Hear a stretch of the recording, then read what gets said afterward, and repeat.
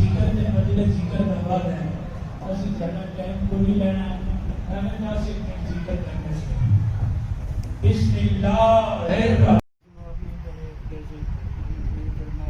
बार-बार जिक्र की तौफीक अता फरमा।